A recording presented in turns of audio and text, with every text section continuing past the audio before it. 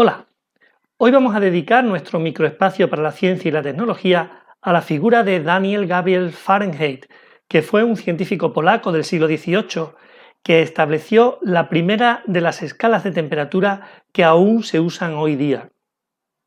Fahrenheit nació en 1686 en la ciudad de Gdańsk, Polonia. Gabriel provenía de una familia de mercaderes conocidos pertenecientes a la Liga Hanseática, que era una especie de gremio muy poderoso en Centro Europa en aquella época. En 1701 sus padres mueren, los dos el mismo día, por ingestión de setas venenosas, y él con 15 años se tiene que trasladar a la ciudad de Ámsterdam, que es donde pasaría la mayor parte de su vida. Inicialmente se incorpora como aprendiz de comerciante en esa ciudad, pero su interés se decanta rápidamente hacia el estudio y experimentación de las ciencias naturales. No en vano, en aquella época se está produciendo un cambio profundo en estas disciplinas, ya que apenas 14 años antes había publicado Newton su Principia Matemática, que revolucionaría todo el campo de la ciencia. Así las cosas, en 1705, con apenas 19 años, Fahrenheit se dedica exclusivamente al estudio de la ciencia y de la instrumentación científica alrededor de ella, puesto que Ámsterdam en aquel momento era el centro internacional de construcción de aparatos de este tipo. De hecho, Fahrenheit llegó a aprender el oficio de soplador de vidrio, oficio que le resultó especialmente útil cuando construyó sus termómetros. Por aquella época realiza también varios viajes de estudio, conociendo entre otros países Inglaterra, Alemania, en donde conoce al propio Leibniz, o Dinamarca. Allí, en Copenhague, conoció en la última etapa de su vida al astrónomo danés Ole Romer. Ole Romer es un personaje poco conocido a nivel popular, pero que pasó a la historia de la ciencia por ser el primer científico que hizo una medida fiable de la velocidad de la luz.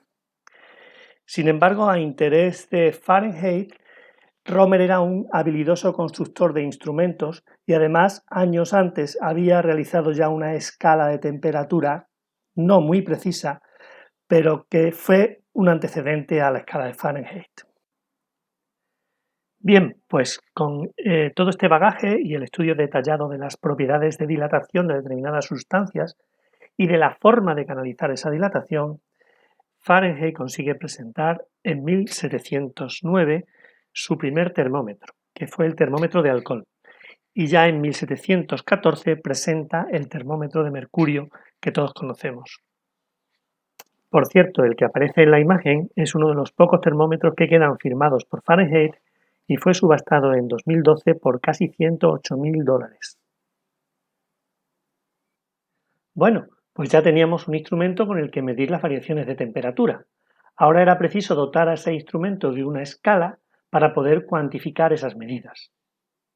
Esta escala fue finalmente publicada por Fahrenheit en 1717 en la prestigiosa revista Acta Eruditorum, revista impulsada por Leibniz y que se considera la primera revista científica alemana de la historia. En un próximo microrrelato explicaremos cómo construyó Fahrenheit su escala.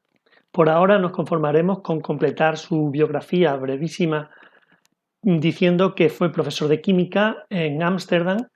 En 1924 fue nombrado miembro de la Royal Society, la más importante de las instituciones científicas de aquel momento, y que murió en La Haya en 1736 con 50 años, dejando este interesantísimo legado a la ciencia.